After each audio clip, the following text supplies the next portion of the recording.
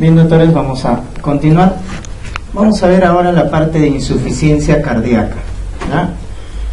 Los fármacos que vamos a utilizar en la falla cardíaca, vamos a estudiar la falla cardíaca más frecuente, que es la sistólica, ¿no? O sea, falla en la contracción, ¿no? Que es el 70% de los tipos de falla cardíaca, ¿no? El 30% es falla diastólica, ¿no? Entonces vamos a hablar de la más frecuente, la falla cardíaca sistólica y su tratamiento, en la cual el primer fármaco que deben recordar, ¿no?, vienen a hacer esto. Este es el más importante, son los inhibidores del sistema renina-angiotensina-aldosterona. Entonces ahí tenemos a los famosos YECAs, ¿no?, que son buenos, baratos, entonces costo-efectividad ganan los YECAs, ¿no? Tenemos ahí a captopril, enalapril, lisinopril, son los más empleados, ¿ya? Captopril, enalapril, lisinopril, ¿ya?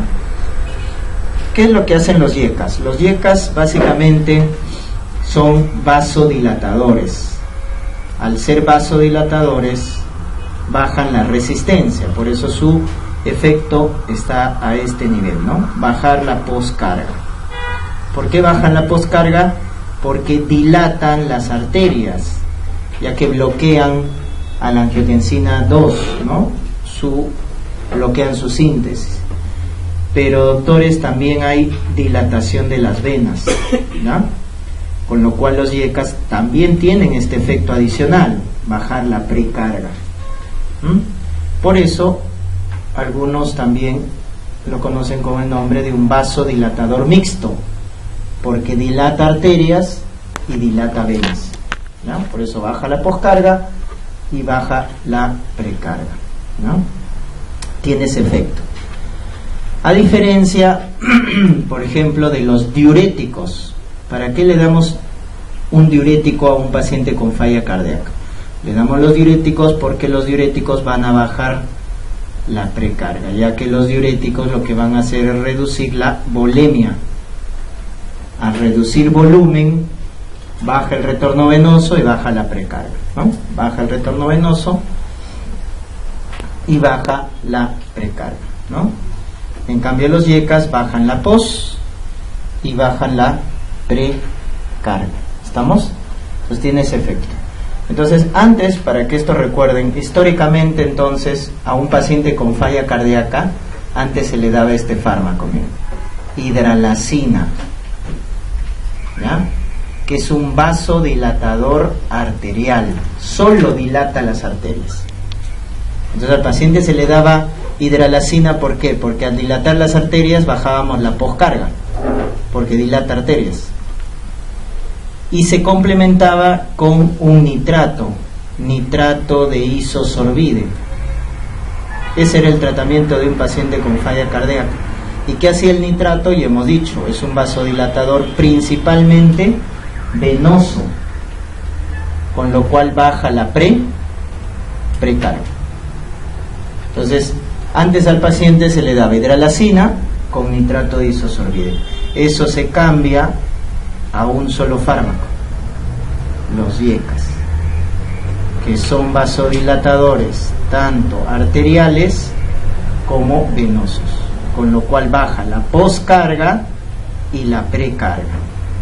Pero tiene entonces esta ventaja, que al ser solo un fármaco dilata los dos, ¿no? Es un vasodilatador mixto. Pero esto es lo más importante en la falla cardíaca. ¿Por qué el YECA es el fármaco que está a la cabeza, ¿no?, en el tratamiento de un paciente con falla cardíaca? Todo paciente con falla cardíaca debe tomar YECAs, ¿correcto? Básicamente por la disminución de la poscarga. Ese es su principal efecto, ¿ya? Principal efecto. Pero también recuerden que baja la precarga, ¿no? Entonces, este era el tratamiento clásico, el tratamiento antiguo, ¿no? Este es el tratamiento actual, ¿no?, para que tengan una idea y se acuerden del efecto que producen los YECAs, que es un vasodilatador mixto. Muy bien. ¿Y con qué complementamos los YECAS? Complementamos, como estamos mencionando, con los diuréticos para bajar la precarga, porque recuerden que el paciente con falla cardíaca es un paciente congestionado. Va a tener edema de pulmón, va a tener edema de miembros inferiores, ascitis. Entonces, es necesario también bajar la volemia. Y eso lo hacemos con los diuréticos. Ahí está, para edemas leves, moderados, damos tiazidas. Pero cuando el edema es severo, damos furosemida, o el más potente, bumetanida. Ojo, la bumetanida tiene 40 veces más potencia que la furosemida. 40 veces más potencia que la furosemida. Solo que acá tenemos furosemida, ¿no? Como el diurético de ASA, que lo empleamos para cuadros severos como edema agudo de pulmón. En el caso de un edema agudo de pulmón, utilizamos furosemida por vía endovenosa. Pero recuerden que hay algo más potente, que es la bumetanida. En el caso de las tiazidas, el clásico que tenemos acá es hidroclorotiazida, que no lo podemos utilizar cuando el paciente tiene falla renal. Cuando un paciente tiene insuficiencia renal, no podemos utilizar hidroclorotiazida. En cambio, ¿qué tiazida sí podemos utilizar en un paciente con falla renal? Indapamida. Esa es la ventaja de la indapamida, que es una tiazida que sí podemos usar en paciente con falla renal. Entonces acá tenemos los básicos. Tenemos hidroclorotiazida, tenemos furosemida. Pero recuerden que hay fármacos con mejor performance, ¿ya? Como por ejemplo la indapamida, que es una tiazida que sí podemos emplear en falla renal, o bumetanida, que es 40 veces más potente que furosemida, ¿no? Muy bien. Y en casos refractarios utilizamos el antagonista de los receptores de aldosterona, que viene a ser la espironolactona, ¿no? Antagonista de los receptores de aldosterona, que más como diurético, doctores, ¿no? Cuando les pregunten por qué se usa la espironolactona en un paciente con falla cardíaca, más que diuresis, lo utilizamos como antifibrótico, porque recuerden que la aldosterona hace fibrosis del corazón. Entonces, al bloquearla evitamos más fibrosis. Entonces ese es su principal efecto. Dos cosas con la espironolactona, ¿no? Lo utilizamos en casos refractarios y lo utilizamos como antifibrótico, no como diurético, ¿no? Lo utilizamos como antifibrótico. Muy bien. Ya está. Ese es el rol entonces de los diuréticos, ¿no? Entonces, con el YECA bajamos la poscarga y la precarga. Con los diuréticos bajamos todavía más la precarga, ¿no? Y hasta ahí el paciente debe estar ya compensado. Y cuando ya el paciente, entonces, tiene falla cardíaca, pero está compensado, asintomático, ¿qué vamos a utilizar? Los beta bloqueadores. Perdón. Los beta bloqueadores lo utilizamos entonces como tercer fármaco en el tratamiento de la falla cardíaca. Pero ojo, ¿cuándo vamos a utilizar beta block? Cuando la falla cardíaca esté compensada, cuando el paciente ya no tenga síntomas. Entonces ahí dejamos los beta bloqueadores. Y estos son los que están aprobados. No cualquier beta block se puede emplear en paciente con falla cardíaca. Los estudios han demostrado la efectividad de estos fármacos, ¿ya? Del metoprolol, bisoprolol, que son selectivos, ¿ya? Metoprolol y bisoprolol son selectivos porque solo bloquean al receptor beta 1, y carvedilol, que es mixto. ¿Por qué mixto? Porque bloquea receptor alfa y receptor beta. En cambio, el metoprolol y el bisoprolol son selectivos beta 1. ¿Correcto? Selectivos beta 1. Si te preguntan quién es el mejor, carvedilol es el mejor de los beta block en paciente con falla cardíaca, ¿ya? En paciente con falla cardíaca. Muy bien. Entonces, ¿qué hacen los beta bloqueadores? le bajan el trabajo al corazón, porque bajan la frecuencia cardíaca, bajan la fuerza de contracción, con lo cual están bajando el trabajo del corazón. Esa es la función del beta block. Antes se pensaban que como eran cardioinhibidores, si el paciente estaba con falla cardíaca, darle un beta block era ilógico, porque si el paciente está con falla del corazón y darle un fármaco que deprima, iba a empeorar el cuadro, ¿no? Pero la lógica va por otro sentido, en el sentido de que el beta block lo que hace en el corazón es bajarle el trabajo, porque le estás bajando la frecuencia cardíaca, con lo cual prolongas la diástole y el corazón se nutre más, y le estás bajando la fuerza de contracción, con lo cual el corazón trabaja menos. Entonces, dicho de otra manera, al corazón lo estamos haciendo trabajar más, lo estamos explotando menos, porque en la falla cardíaca pasa lo contrario, el corazón lo estamos explotando, lo estamos haciendo trabajar mucho en la falla cardíaca. Entonces lo que hace el beta block es bajarle el trabajo al corazón, ¿ya? Por eso ustedes van a escuchar de la trípode del tratamiento en la insuficiencia cardíaca. A la cabeza va a estar YECA, ya saben qué es lo que hacen los YECAs, bajan la poscarga porque es un vasodilatador arterial, pero también precarga. Los diuréticos, que ayudan a bajar la precarga, y cuando ya el paciente esté asintomático, ya no tiene síntomas, está compensado, le dejamos beta bloco, le dejamos los beta bloqueadores. Esa es la llamada trípode del tratamiento con insuficiencia cardíaca, ¿verdad? Trípode. Entonces ya saben lo que cada uno hace en un paciente con falla cardíaca, ¿no? Esa es la trípode del tratamiento. Entonces eso es lo que están viendo acá, miren. Si vemos en este cuadrito, miren, estos son los síntomas congestivos, ¿correcto? Disnea, edema, crépitos, edema agudo de pulmón, ¿no? Edemas, síntomas congestivos. Y estos son los síntomas del bajo gasto cardíaco, ¿no? Cuando el gasto cardíaco está bajo, el paciente tiene fatiga, astenia, cansancio, etcétera. Entonces, miren, el efecto de los YECAs, es mixto, porque miren qué hace el efecto de los YECAs.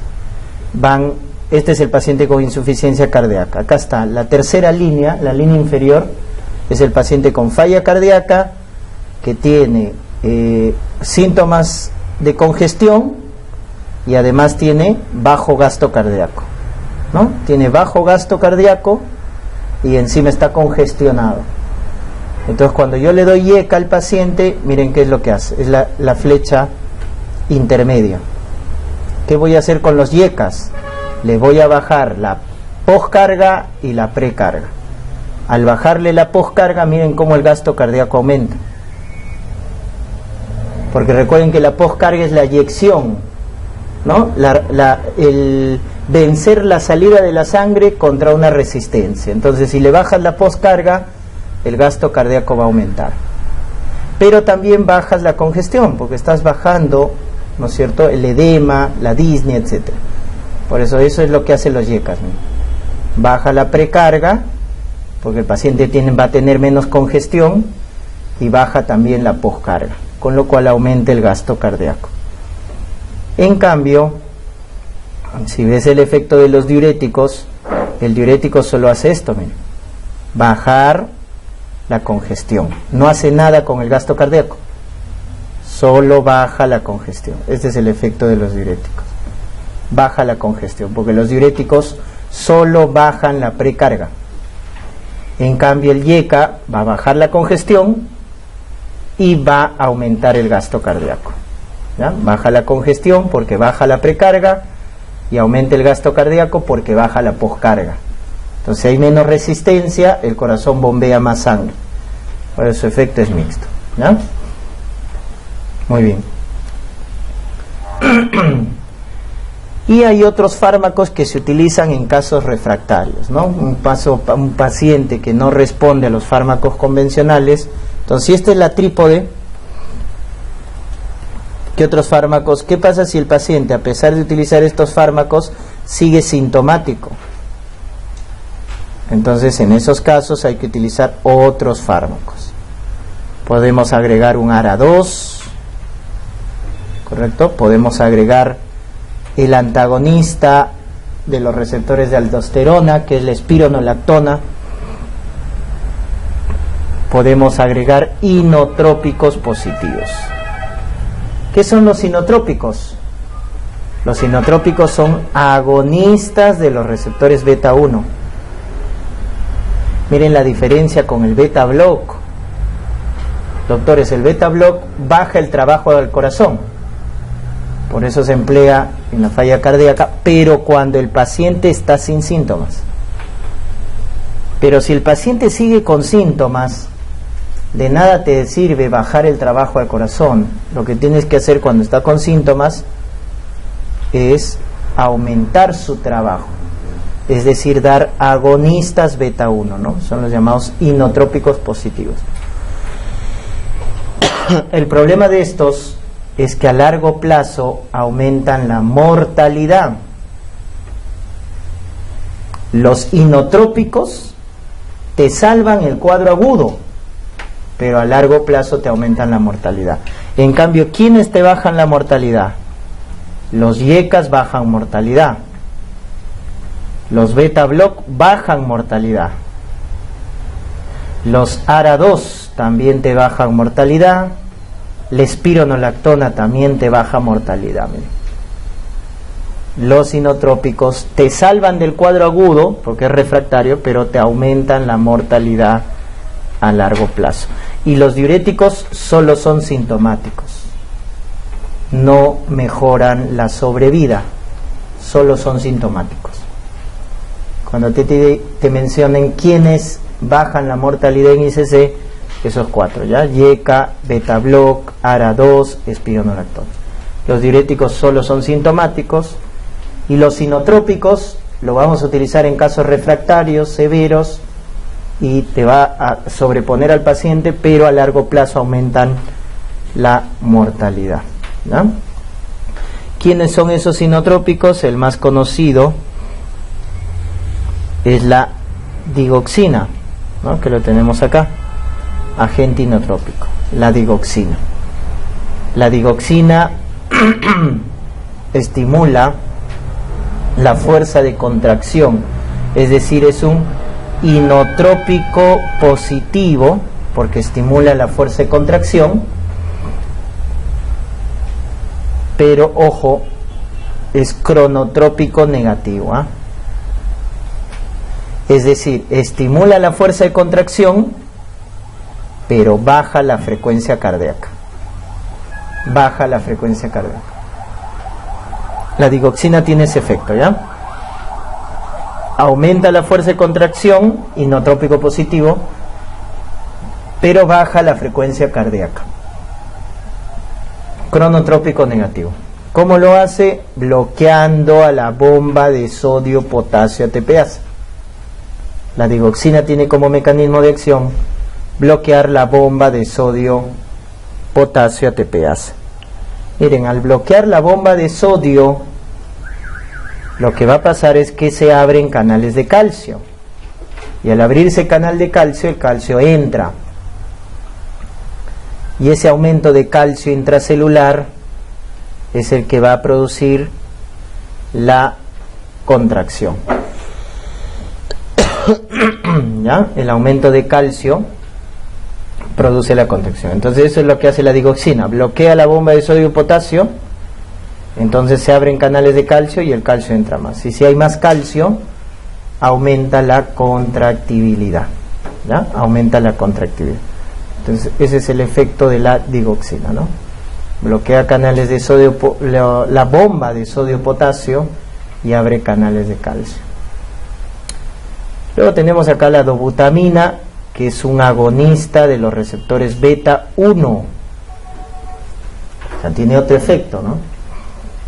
Mientras que la digoxina aumenta la concentración de calcio intracelular, bloqueando la bomba de sodio y potasio, y de esa manera aumenta la fuerza de contracción. La dobutamina también aumenta la fuerza de contracción, pero estimulando los receptores beta 1. ¿Ya? Es un agonista beta 1, que está ubicado en el corazón, pues, ¿no? De esa manera aumenta la fuerza de contracción, ¿ya? Aumenta la fuerza de contracción. Muy bien. Entonces estos agentes inotrópicos se utilizan cuando el paciente es refractario, ¿no? No calman los síntomas, cuando tiene arritmias también, arritmias supraventriculares tipo una fibrilación auricular, o cuando esté en shock, ¿no? Hace shock cardiogénico, damos dobutamina. Entonces en esos casos utilizamos estos agentes inotrópicos. Cuando es refractario, tiene arritmias, ahí entra la digoxina, cuando hay arritmias, o cuando el paciente tiene shock cardiogénico, ¿no? Muy bien, entonces de esa manera queda el tratamiento del paciente con falla cardíaca, ¿ya? Con falla cardíaca. Un nuevo fármaco en el tratamiento de la falla cardíaca es bloquear a la neprilicina. ¿Se acuerdan? La neprilicina era la enzima que metabolizaba los péptidos natriuréticos. Entonces, al inhibir a la neprilicina, aumentábamos la vida media de los péptidos natriuréticos. Ese fármaco, doctores, se llama sacubitril. El sacubitril es un inhibidor de la neprilicina, y al inhibir la neprilicina aumenta la vida media de los péptidos natriuréticos, con lo cual bajamos la poscarga, bajamos la precarga, o sea, similar a los YECAS, similar a los YECAS, ¿no? Porque baja la pos y la precarga, ya que es un vasodilatador, y también baja la volemia, porque los péptidos natriuréticos estimulan la diuresis, se comportan como un diurético, o sea, bajan la pos y la precarga. Pueden reemplazar a los YECAS como tal, el sacubitril. Cuando un paciente no puede utilizar beta block porque tiene asma, tiene EPOC, acá también el que lo puede reemplazar es la ivabradina, que ya hemos hablado en su efecto antianginoso, ¿no? ¿Qué hace la ivabradina? Va a ser igual que el beta block, va a bajar la frecuencia cardíaca, la fuerza de contracción, o sea, le va a bajar el trabajo al corazón, pero su mecanismo de acción es diferente, ¿no? Bloquea los canales de sodio, bloquea la corriente eléctrica, bloquea los canales de sodio. Entonces es una alternativa cuando no se puede utilizar beta block, ¿ya? Es una alternativa. Muy bien, entonces estos fármacos se emplean en el paciente con falla cardíaca. El que nos falta hablar es de los diuréticos. Entonces hemos hablado de los YECAS, beta block, calcio antagonistas, pero nos falta hablar de los diuréticos, ¿no? Los diuréticos sirven para bajar la volemia, es decir, bajar la precarga, como hemos visto en el paciente con falla cardíaca. Vamos a ver los principales diuréticos que tienen acción en la nefrona. Uno de ellos tiene su acción acá en el túbulo contorneado proximal, ¿no? O sea, acá, en la parte proximal, bloqueando a esta enzima, la anidrasa carbónica, ¿ya? El inhibidor de la anidrasa carbónica, el máximo representante es este de acá, que es la acetazolamida, ¿ya? Es el principal inhibidor de la anidrasa carbónica. Inhibidor de la anidrasa carbónica, ¿ya? La acetazolamida. Muy bien. Que básicamente lo que hace entonces este diurético, actuando en el túbulo contorneado proximal, es inhibir la actividad de esta enzima y va a bajar igual la volemia, pero sobre todo baja la presión intraocular, porque baja la producción de humor acuoso. Es decir, este fármaco, si bien es cierto, trabaja en la nefrona, pero también trabaja a nivel ocular. ¿Qué hace a nivel del ojo? baja la síntesis de humor acuoso, con lo cual baja la presión intraocular. Por eso se emplea en glaucoma, en el paciente con glaucoma. Ahí tiene su mayor utilidad la acetazolamida. Luego tenemos acá al diurético más potente. El diurético más potente, recuerden, son los diuréticos de asa. ¿Ya? Son los más potentes. Ahí está furosemida, o el más potente, 40 veces más potente que la furosemida, la bumetanida. Como su nombre le indica, trabajan en el asa de Henle, pero tienes que acordarte de Raj. ¿Qué significa Raj? El asa de Henle, pero ¿qué porción? La rama ascendente gruesa. Ahí trabaja. Rama ascendente gruesa del asa de Henle. Porque a ese nivel, a nivel de la rama ascendente gruesa, está este transportador: sodio, potasio, 2 cloros. Y eso es lo que bloquea la furosemida. La conducción de sodio, potasio, 2 cloros. Muy bien. Como el asa de Henle maneja el 25% de la fracción excretoria de sodio, es por eso que es el más potente, porque va a bloquear, va a inhibir el 25% de la, o va a estimular en este caso, ¿no?, el 25% de la excreción de sodio.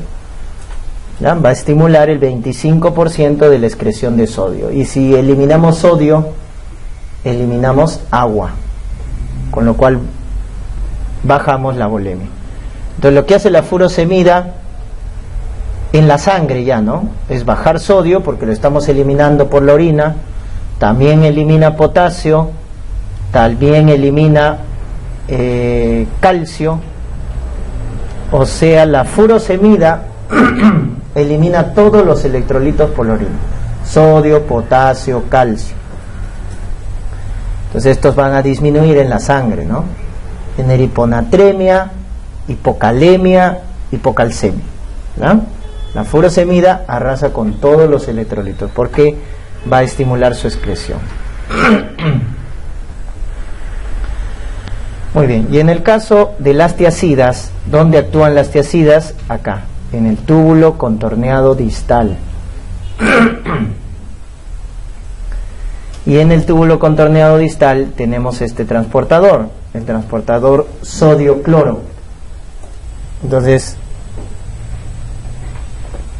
ese transportador es el que va a bloquear las tiacidas, ¿no? El transportador sodio-cloro del túbulo contorneado distal.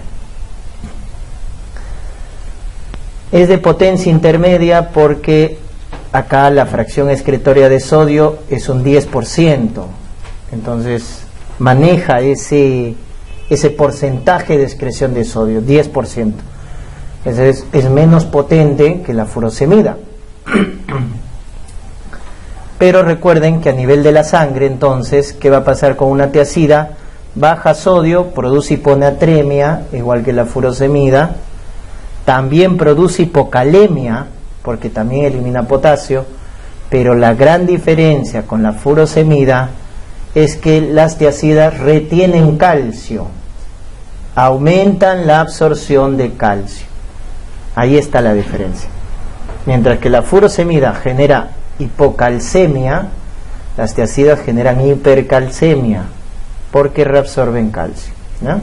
Está hidroclorotiacida, metolazona también, que es otro, indapamida, que les había dicho el dato de que es la tiacida que podemos utilizar así el paciente tenga falla renal. Si un paciente tiene falla renal, no puedes utilizar hidroclorotiacida. En cambio sí puedes utilizar indapamida, ¿no? Muy bien. Y luego tenemos los de baja potencia, porque trabajan con el 5% de la excreción de sodio. Son diuréticos de baja potencia. Y son los llamados ahorradores de potasio. ¿Cuál era el problema con la furosemida y con las tiacidas? Que además de eliminar sodio, eliminaban potasio. y la hipocalemia puede producir arritmias. Entonces, para compensar eso, nacen estos diuréticos llamados ahorradores de potasio, porque ¿qué es lo que hacen? Eliminan sodio, pero retienen potasio. Esa es la diferencia. Eliminan sodio, generando hiponatremia, pero generan retención de potasio. Entonces, hay un equilibrio, un balance con los otros dos diuréticos, ¿no? Y también otra diferencia con los otros dos diuréticos es que los ahorradores de potasio, ojo, producen acidosis metabólica. En cambio, las tiazidas y la furosemida generan alcalosis metabólica. Ojo, tiazidas y furosemida generan alcalosis metabólica. Tiazidas y furosemida generan alcalosis metabólica. En cambio, los ahorradores de potasio producen acidosis metabólica. ¿Quiénes son los ahorradores de potasio? Ahí está el antagonista de los receptores de aldosterona, que es la espironolactona, ¿no? Antagonista, ahí está su efecto, bloquea los receptores de la aldosterona. Tú sabes que la aldosterona reabsorbe sodio y elimina potasio. Eso hace la aldosterona. Reabsorbe sodio y elimina potasio. Al bloquear el efecto de la aldosterona, entonces, ¿qué vamos a hacer? Vamos a eliminar sodio, porque vamos a bloquear su absorción. Y vamos a retener potasio, porque no vamos a estimular su secreción, ¿no? Se bloquea la función de la aldosterona. Entonces, elimina más sodio y retenemos potasio. Entonces, la espironolactona antagoniza los efectos de la aldosterona, ¿no? Y los otros dos diuréticos ahorradores de potasio son amiloride y triantereno. Amiloride y triantereno. Estos tienen su efecto en los canales de sodio, pero a nivel del túbulo contorneado distal y túbulo colector cortical. Ahí tienen su efecto, ¿ya? A nivel del túbulo contorneado distal y del túbulo colector cortical. ¿Qué hace? Bloquea canales de sodio. Ahí está amiloride y triantereno. Bloquea canales de sodio. Entonces, al bloquear los canales de sodio, no se reabsorbe sodio, ¿correcto? No se reabsorbe sodio, le eliminamos más sodio por la orina y nuevamente retenemos potasio. ¿Ya? Retenemos potasio. Entonces, estos diuréticos son los llamados ahorradores de potasio. La espironolactona, que bloquea los receptores de aldosterona, y amiloride, triantereno, que bloquea canales de sodio a nivel del túbulo contorneado distal y túbulo colector cortical. Ese es su efecto adverso. Entonces, ahí hemos visto el mecanismo de acción de los diuréticos, ¿no? Un efecto adverso que deben recordar de la espironolactona es que genera ginecomastia. Ese es un efecto adverso, ¿ya? La ginecomastia, la impotencia sexual, ¿no? Entonces, eso muchas veces es incómodo para el paciente, ¿no es cierto? Sobre todo los varones. Entonces, hay un reemplazo de la espironolactona. Entonces, acá lo vamos a poner en nuestro cuadrito que hemos hecho acá. Hemos dicho acá, ¿no? En caso refractario, espironolactona. Entonces, acá hay otro fármaco que se llama la eplerenona, que tiene el mismo efecto que la espironolactona. O sea, ¿cuál es su efecto? Bloquea los receptores de aldosterona. Es el mismo efecto de la espironolactona. Bloquea los efectos de la aldosterona. ¿Cuál es la diferencia? Que no tiene los efectos adversos de la espironolactona. No produce ginecomastia, no produce impotencia sexual. Esa es la ventaja de la eplerenona, ¿ya? No produce ginecomastia ni tampoco impotencia sexual, ¿ya? Esa es la ventaja entonces del Eplerenone.